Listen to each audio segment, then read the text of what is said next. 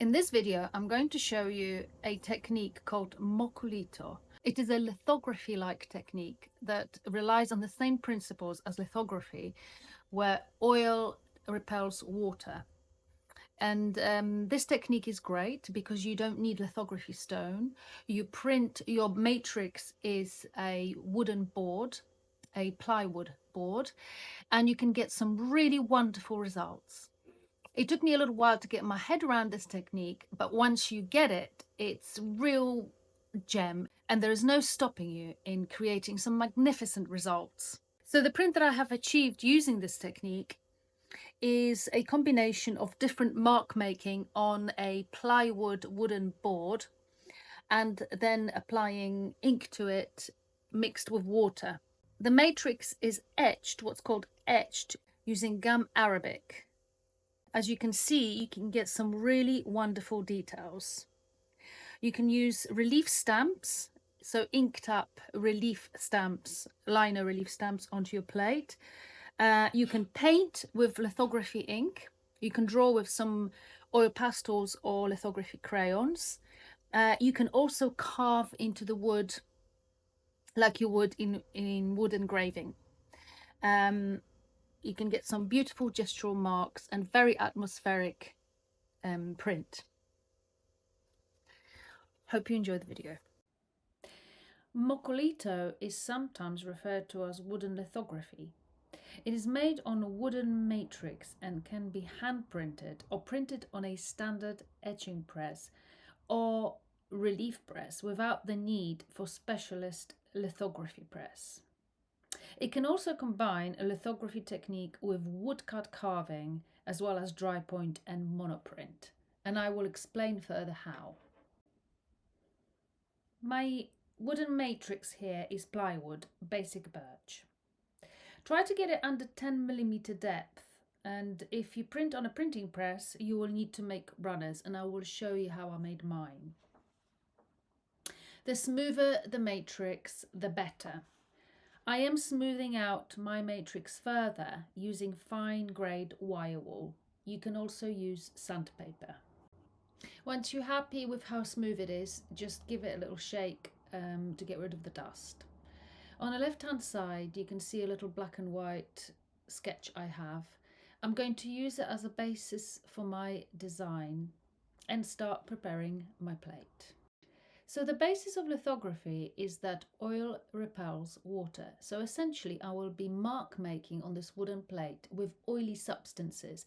It could be lithographic crayons, it could be oil pastels, and also oily ink. So I've got some rolled out oily ink. It's basically etching ink here. And I'm going to get a piece of paper which is sort of marker pad paper, really thin grade paper. And I'm going to roll this ink out with a roller onto this paper. And essentially I'm going to monoprint marks onto my matrix, my wooden matrix, using this inked up paper. So essentially I'm creating oily marks on my matrix already using this sort of monotype technique. So I'm placing this inked up paper with ink facing down very gently onto the wooden matrix, and with a pencil I'm going to draw out my sort of design, and that will kind of imprint onto the matrix. There you go. Yeah, look, so the marks are pretty strong. I quite like it. I think that should print quite well. Just decided to add a line at the top. I'm just doing it with the other side of the pencil because I want it to be a little bit thicker. My next media for mark making is lithography ink. Now, this is quite expensive. You can get it in specialist art shops or online. You could use a diluted etching ink as well, so you don't have to use this specific lithography ink. I'm just using it because I would like to experiment with it, and it's what it's normally used with Mokulito. You can dilute it with water or you can use it in its pure form. It just depends how dark you want your mark making to be. Here I'm just doing a bit of splattering with my brush. Always fun to do some splatters. And here I'm just doing a little bit more mark making with a kebab stick with a bit of cola tin cut out, basically sort of aluminium cut out on top of a kebab stick. So just making a bit of mark making. You can use a pen dipped with ink or ink pen, or just a kebab stick on its own, a bit of wood with dipped in ink. So I feel like I'd like to add some relief stamps. I've got a lino here with carved out sort of pattern. So I thought I could ink it up with my oil-based ink, and I'm going to imprint this relief stamp on my design. It's going to sort of represent the foreground kind of shrubbery on my matrix. So I've masked out the areas that I want to print on with some newsprint, and I'm firmly pressing the relief stamp onto the matrix. So the idea is I'm sort of creating a oily stamp that should attract ink when I ink up this plate, and it will all be revealed later. So next I'm going to use my lithography crayons, and this is quite a soft one. So I've got different gradings. I've got really hard and really soft. So this is a really soft one. So I should get some really lovely soft marks on these rocks in the middle of my design. Now, if you don't have lithography crayons, I appreciate they're not easy to get hold of. You can use some pastels, as long as it's an oily pastel, and it should attract ink when you ink up the plate. So after thinking a little bit more about what I should do, I've decided to use this other relief plate I have on a lino. I made ages ago, and I've actually used it in quite a few of my prints. I love it. So I've decided to use it here, and I'm just inking it up and masking it with newsprint to add another bit of texture in the foreground. There it is. Yeah, really quite like how it turned out, actually. I like how it goes over the rock in the middle as well. It looks quite good. I loved it so much I decided to use this little piece of lino relief I've got with little dots I made ages ago as well. So I'm just sort of imprinting bits of it on my rock in the background just to give it a little bit of texture. Yeah, it could like be sort of a starry sky. It's quite nice. Yeah, so as you can see, got a bit carried away with my relief stamps here, but why not? It's just what I felt like doing at the time. So the next step is I'm going to show you how I'm going to use wood carving. I've got this lovely wood carving tool. It's very thin, so I'm going to use it to create some lines, and these lines will show white. But just before I do so, I'm doing some more mark making with my wire wool. Actually, wire wool creates some lovely marks if you dip it in a bit of ink. It creates lovely sort of texture. So that's it. Let's do some carving. So I'd like to own up to the fact that I don't carve wood that fast. I've actually sped this video up. You'll be pleased to know. I do a lot slower than this. So yeah, I just sort of instinctively decided here where I would like some white lines to be, and let's see what it looks like. So now that the plate is ready, I'm ready for the etching process. It's a very confusing name because here the etching process is essentially a process that stabilizes my image here, and I will be using gum arabic to do that. But before I apply gum arabic, I'm sprinkling here some talcum powder. I didn't have any French chalk, which should be used instead, but talcum powder seemed to do a good enough job. The talc will help gum arabic lie more closely to the greasy image, ensuring a clean and accurate etching process. So I gently pat this talc powder onto my image. I've just got a clean cloth to do that. Once I have patted this onto the greasy image, I am ready to apply gum arabic, and that will be applied with a brush. So just make sure you have a clean brush. It's not greasy. It's nice and clean, and just gently apply the gum arabic to your plate. Now the plate should take about minimum 8 hours to dry. So you need to take that into the account when you're making this, when you're doing this process. Ideally overnight, and sunlight really helps to stabilize the image. So Mokulito is not a quick process. You will have to do it over 2 days at least. But it's well worth it. I think it's a really, really fun way of printmaking.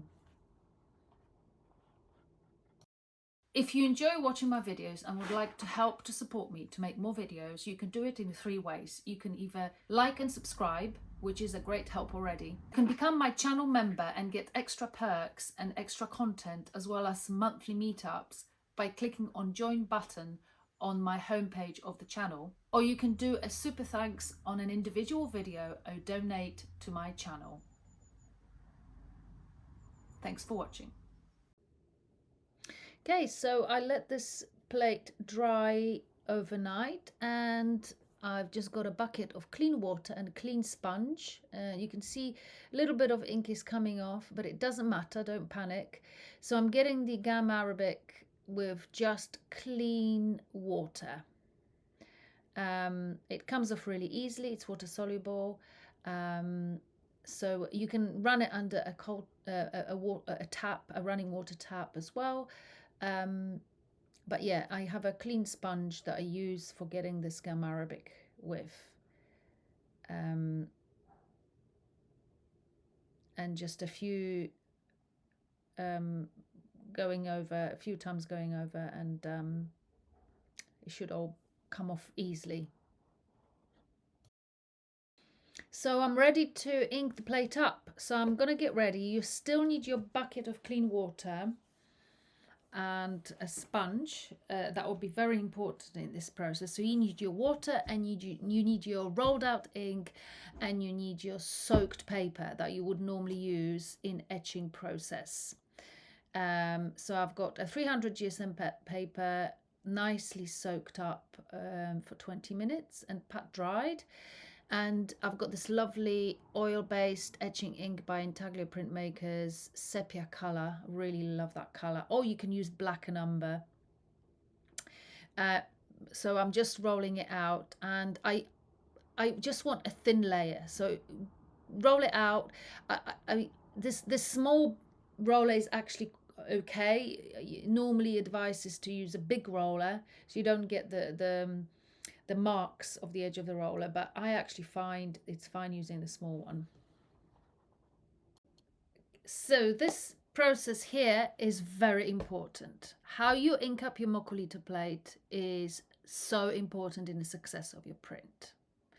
So I'm going to show you a technique I use where you basically soak up your wooden plate with a wet sponge, and then you apply your ink to it, really thin layer of ink. And you do this process several times, and I find this works really well. So I've done my sort of first layer of ink, and you need to keep your plate wet and sort of clean it up. So as you can see, I'm cleaning it again with that clean water, just to get rid of any marks on the non-printing areas, so the areas that I don't have ink on. And then again, I'm applying the ink again. So basically I'm loading it up in several successions in between wetting the plate and cleaning the plate with that wet sponge.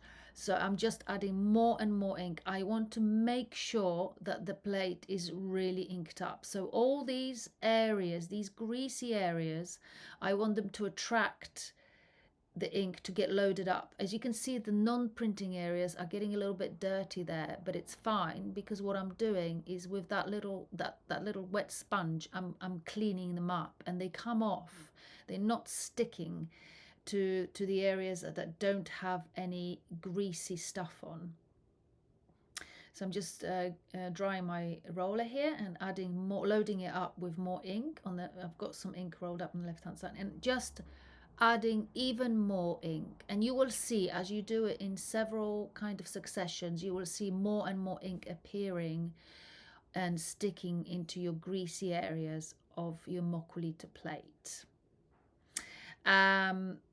And again, as you can see, the areas are getting a little bit dirty, the non-printing areas, but that's absolutely fine because you can just get them cleaned up with your sponge. And that's really important, that you keep wetting this plate and you keep cleaning it up and adding more ink and cleaning it up and adding more ink.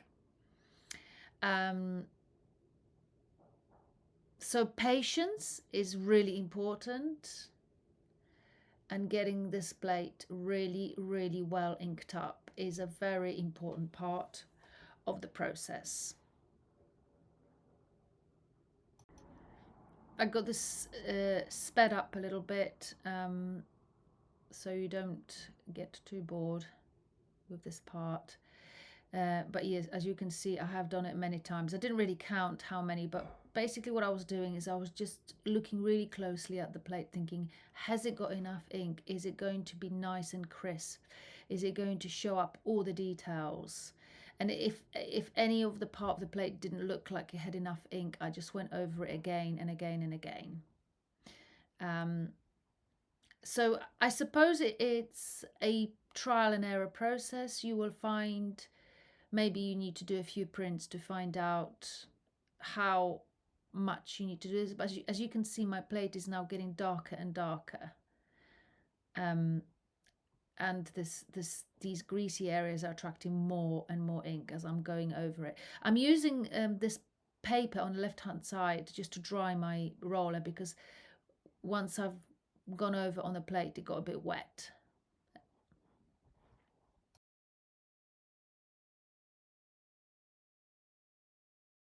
Just before we go on to the printing process, I want to show you the runners that I've made, and they're just made out of mounting boards, 3 or 4 stuck together and gradually sort of increasing in depth, and I measured it so it would be as deep as my plate is.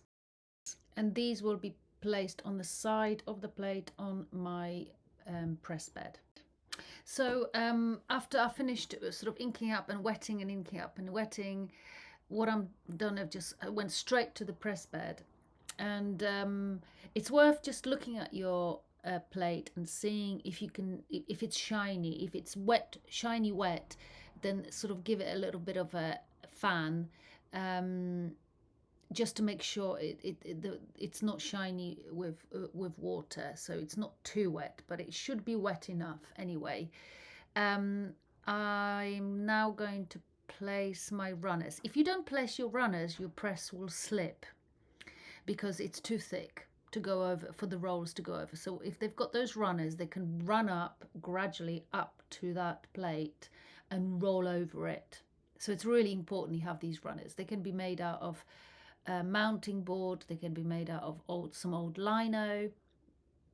So yeah, as you can see, I'm just adjusting my press. It was a little bit too tight. I should have really tested it out before I run it through the press. So just bear that in mind. And you don't have to run it through the press twice.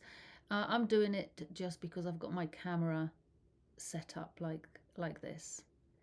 So you can see a lot of pressure was applied, but it comes off quite nicely, not a problem at all. As you can see, it's not sticking to the plate, and look at that, how crisp is that? That's awesome. Super pleased with it. So much fun. Hey, I'm going to make another video with colours. I hope you stick around for that, being released soon. Thanks for watching. I hope you really enjoyed this video and you give Mokulito a go. If you don't have all the materials, just use anything that's greasy. You can even paint with a bit of oil. Have a go at experimenting. You don't need expensive materials, special lithographic materials. If you have them or have access to them in a printing studio, that's great. But you can get away with using other stuff.